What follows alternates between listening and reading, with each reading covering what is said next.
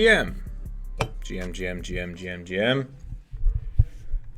Welcome, everybody. Today is Saturday, 28th of September. Weekend workshop. Let's go. All right. So,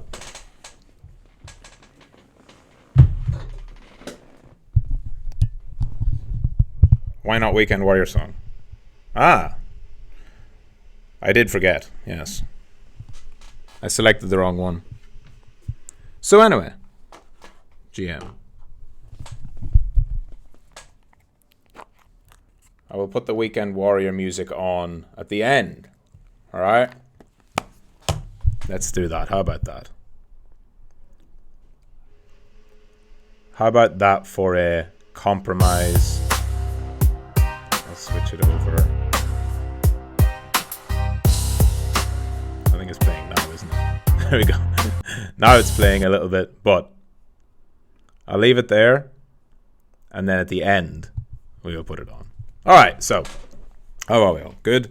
Saturday, work never stops. Let's fucking go. All right, give me 1 second. I'm gonna get a drink.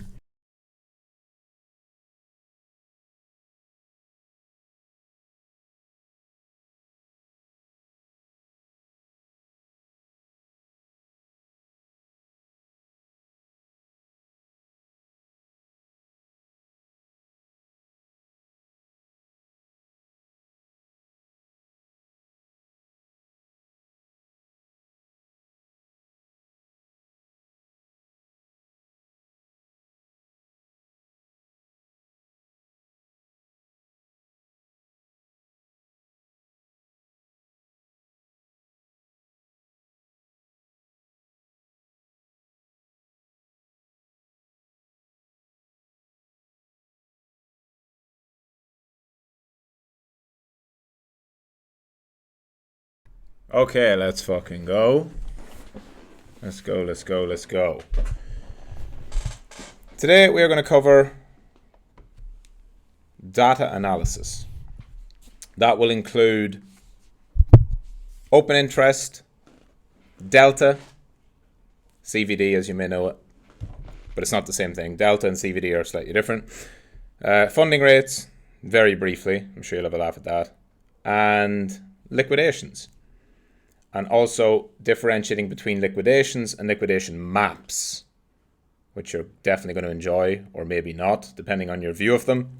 So, without further ado, let's get right into it. G fucking M. This is going to be a banger. I will open up, as always, the questions channel now. So, if you're new, this is a weekend workshop. I will do a mini lesson, essentially, where I will go here and I will talk you through a lesson. If you have a question specifically about it, go to live questions, where also the link of the stream is, as it always is. If you have a question about this lesson, put it in there. And if you put a question about anything else, it will get skipped. Okay, let's go. GM, data analysis. So, what is data analysis? First of all, it's using exchange data, any type of order data or market data, in order to inform your trades better. A term we know as confluence, where you take multiple inputs or different factors and you combine them together that build upon each other to give you a better picture of a certain idea, which is usually a trade, and you express that trade on the charts. So a classic example would be, I have my system which is based on price. It's based on price movements, higher highs and higher lows equals a trend. But if I notice that there is a piece of data that contradicts what price is saying, that's known as a divergence. Now you still always listen to price first, but at the earliest possible point where price starts to then agree with the data, you go the other way. You follow the signal. So the key with any analysis, and really the key with any type of data collection or any form of analysis you use, whether it's technical analysis, order flow, market data, on-chain stuff, is you should be using the data to trade less, not more. As much as this is a G photo, you don't want to be like this Pepe. You don't want to have 55 different screens with all the data that could possibly ever be put on a screen in front of you, overwhelming you from every which way and every direction. It might look cool. It might look cool on a fucking Hollywood movie, and it might seem like the thing you want, but in reality, it's going to create more noise and less signal. So, the first thing about that, use the data to trade less, not more. Let me explain that again, or explain it a little bit further, because if you're looking at, let's say, price and open interest, what you want to be doing is using the open interest to help you find areas where you should not trade. And let's say, for example, price is here right now, and you see, potentially there's a reversal here, maybe I could get short, maybe price is saying that there could be a reason to go in the other direction, and you look at whichever data it is, you look at the open interest and you don't see a confirming signal like a divergence, you look at the liquidations and you don't see a divergence that would confirm that signal, then you either don't trade at all or you trade for different reasons. If you then get, if you're patient and you wait and you do get your confirming signal where price is saying, yes, we're going to go down, and the data, whichever data you choose, is also saying, yes, we're going to go down, then you take those trades. And that'll mean that where you might have had a reason to go short here and here and here and here, just based on price, for example, you may have only got one signal to go short here if you use price plus data. And that one time that you would have taken it avoids a lot of this unprofitable or lower expectancy type of trading. And the goal of it is to improve your accuracy, your timing, the fewer number of shots you need to take before being right. And so, of course, this is not how it works perfectly in reality. The goal, the idea of it, is to subtract, not add. You're trying to subtract the number of trades. You want fewer trades of higher quality if you're going to add more analysis. And this is really simple logic, right? If you have one input, and the one input is this, price doing that reversal pattern, then every time you see that, by definition, every time you see that, you must take a short. Every time it does this and goes there, you must short. That's your rules, right?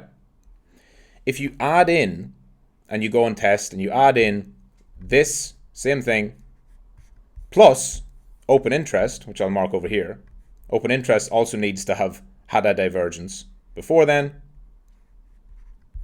which is this here, where price went higher, open interest went lower, and you only take these ones. You don't take these ones, where open interest is not diverging, right? The open interest was confirming. And you only take the trades that present where you have the confluence. You are going to take fewer trades, and that is the goal. So just to really hammer that home, make it super clear that it is the ideal scenario, I should say, is using the data to trade less, not more. And the reason why that's so important to note at the start is because when you find these things like open interest and you see, oh, price up, open interest up equals longs are opening, price down, open interest down equals this, and if there's a divergence in CVD over here and blah, blah, blah, whatever, right? You can find these simple rules or more complex rules from the data, and then you can go looking for those rules, which is not what you want to do. That's where you're taking something and saying, I want to trade more, so I'm going to use this, but on a lower time frame. I'll take a separate example that's not related to this lesson, but RSI, because it's a really simple one. So RSI, you can see a bullish divergence. There's a bullish divergence, or is it? It's kind of flat. I'll just take an obvious example. Okay, here we go. A bearish divergence. Price goes higher, but the RSI goes lower, right? So price up, RSI makes a lower high, price makes a higher high. That's a reversal signal. And the indication of that would be that you want to look at the uptrend to end. So you might go short, or you might close longs, or whatever. When you realize that, you're like, okay, but that was a bearish divergence in March, and there hasn't been one since. That was flat. There hasn't been one clearly since. It's a bit too slow for me. There's one there, I guess, but it was a few months later. I know what I'll do. I'll go to the 5-minute chart. We can find loads of, oh my God, look at all the potential bearish divergences over here, right? They're all over the place. Bear div, bear div, bear div. And you're going looking for trades. In that instance, you're trying to use the indicator or the analysis or the data. You're actually trying to use it to trade more, which is not a good idea. There's nothing wrong with taking more trades if it's in a systematic process and you just happen to find, some people trade very frequently, right? Some people trade multiple times per day, others don't. As long as your system is grounded, first of all, in taking the highest expectancy trades, not trying to find extra trades, you're on the right path. So I'm actually going to start this by talking about liquidation maps, because this is something that gets shared a lot on Twitter, online, on YouTube, and on TikToks and fucking everywhere. And I get asked about it a lot in the chats. And I know some people I think in Adam's campus, in the investing campus, some people use liquidation maps. So let me explain from a context of trading why liquidation maps are inferior and not useful, in my opinion. First of all, you can see in the picture, that's what a liquidation heat map is. I'm sure you've all seen it, shared somewhere. It shows the chart, and then it shows these nice little bars of different gradings of colors, depending on how many liquidations there are. And it's like, oh, look, there's the magic area. Price is going to go there. It's going to attack this. It's going to target this, so on and so on and so on. So, first of all, if you look at this is the kind of shit you see on Twitter. Liquidation heat map showing 21.77 billion shorts to be liquidated at 70k on Binance.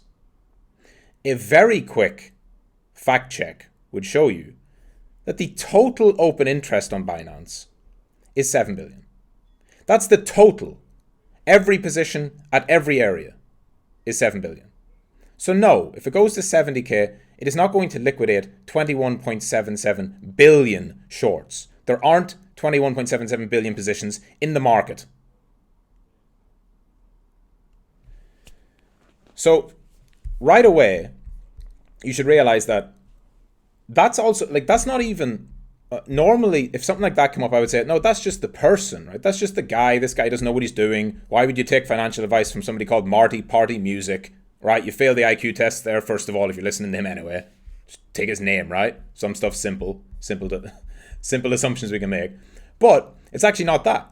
He's actually sharing a screenshot from CoinGlass with a liquidation heat map, and the liquidation heat map does say 21.77 billion. So the actual map that everyone can access is just outright wrong, like flawed beyond belief.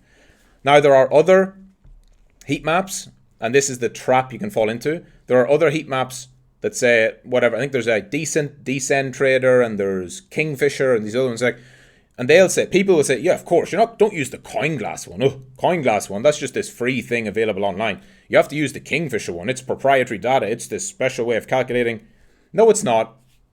It's just fancy words to try and trap people into paying a monthly subscription or paying to access some map that is just as inferior. And I'll explain exactly why. But first, pros and cons.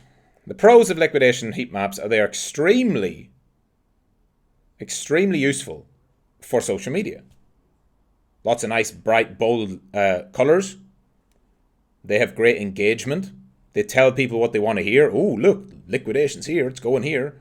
It gives people this false sense that there's somehow a magnet that it's going to go there. And they look nice.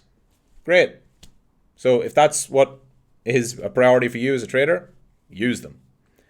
However, the cons. The numbers you see are a rough estimate, and I am being very polite. They're fucking shit. The numbers are a rough estimate, not accurate. Heat maps ignore passive flows, i.e. limit orders, i.e. half of the market entirely. Every position, right, when you buy something, you have a choice. You go on Binance, you go on Bybit, you go on Coinbase, wherever you trade. When you go to buy, you have a choice, or sell. You can either use a market order or a limit order. The thing that these websites and service providers and software sellers won't tell you is that the limit side, limit orders, are extremely, extremely difficult to get any kind of indication or track or view. Market orders, on the other hand, are actually very open and very public. There's a thing called the tape, which is just a rolling list of trades. You'll see this on your exchange. On the exchange, you'll have the chart. You'll have the order form where you can fill your order. You can say, want to buy or want to sell. You'll see the order books where you can see where price is and what orders are on the books at certain levels. And you can see a running tape, a running ticker tape of the trades. If you watch it, you'll see like every second there's a buy order coming in, a sell order coming in. You see that going along. Those are all market orders. Because the only way an order can be executed is that somebody must place a market order, which then get matched with a limit order. The limit order is passive, it is resting, it is sitting there, it is not actively moving, and it's also very much hidden. You can see, if you go to the order books, you can see some of the limit orders that are there. But remember, it only takes a fraction of a second to add a limit order or remove it. So you might see 1,000 BTC on the order book, and you could blink your eyes and it's gone, because all somebody has to do is say cancel order. So it's not reliable to say there's 1,000 there. Well, there is 1,000 there for now. If price comes towards that, it might disappear. So you can't project out into the future that somehow what's on the books is going to stay there. So the passive flows are very, very, very convoluted and very hard to get any kind of accurate data on. And for a liquidation map to be in any way accurate, it would have to have a granular detail view of passive flows. And it doesn't. None of them do. None of them can. None of them ever will. Next, con, leverage. The whole point of a liquidation heat map is that it implies leverage. It implies the use of leverage. Because if you don't use leverage, you can't be liquidated. So then if you do use leverage, the question is how much? And are you using a stop loss? Because I could use 20x leverage. I could open up a Bitcoin long with 20x leverage, okay? That would mean if price moved 5%, I'd be liquidated. If I had $1,000 in an account, I'd done 20x leverage and I opened up a position. If that position moved down 5%, it would liquidate me. That's what 20x would mean. I'm using 1k to open a position of 20k, but I only have 1k, so as soon as the drawdown goes more than that 1k, I'm liquidated. But what if I put a stop loss $500 away from price? What if I put, which you're supposed to do, what if I put the stop loss before my liquidation price? On the exchange, it might say your liquidation price is 64,200. But if my stop loss is above that, I won't be liquidated. Again, liquidation maps cannot know that. So the leverage multiples and estimates they put on it are a guess. Next con. You can see the theme here, right? There's many cons. Maybe the whole thing's a con. It does not account for collateral. What does that mean? They don't know how much money's in your account. If you're using isolated margin, which is one of the two forms of margin you can use in leverage trading, I could have 100k in my account, but I isolate 5k of it for one trade, and I use leverage on that trade. And if the market was coming towards my liquidation price, because I still have 95k there that's not being used, I could top up my margin. I could add collateral, and suddenly my position is not at risk of liquidation. So it doesn't account for collateral because none of these services can see into your account. Next con, the numbers quoted are quite literally impossible, which is seen on the screen. There can't be 21 billion of short liquidations at 70k because on the entire books for Binance, there isn't even a third of that, right? And lastly, expensive, meaning if you pay more than fucking 0.0000001 cents for this, it's overpriced. In fact, the free ones are expensive too, because they're wrong and they give you bad data. So I would say don't use them for trading whatsoever. Now, before I move on, if you want to use them as a visual aid for key highs and lows and areas where there would, let me say, probabilistically be clusters of orders, sure. That's in my view, that's how mostly people use it in the investing campus, and many people use liquidation maps or heat maps in that way. That's fine. My point is that for a trader, they provide zero actionable edge, because all the numbers are made up. And when I say made up, they're estimated based off of insufficient data. Now, it is true that when you look at this, and if I just fucking blow this up for a second, when you look at this, the areas where the clusters of liquidations, in air quotes, show up also correlate with what we would know as traders as swing highs, swing lows, important levels, key levels, like the all-time high, like the most recent high, like the breakout, the consolidation after the breakout, right? So any trader who's using market structure principles and understands liquidity would understand that those areas are most likely where stop losses will be and where orders will be resting. So you don't need the map to know that. And in fact, by using the map, you can get a false sense of how much is there. Whereas if you just use price plus some of the other stuff we'll talk about soon, you'll trade much better, all right? Also, to understand how anything works, research it. You don't just take my word for it. This is from CoinGlass itself.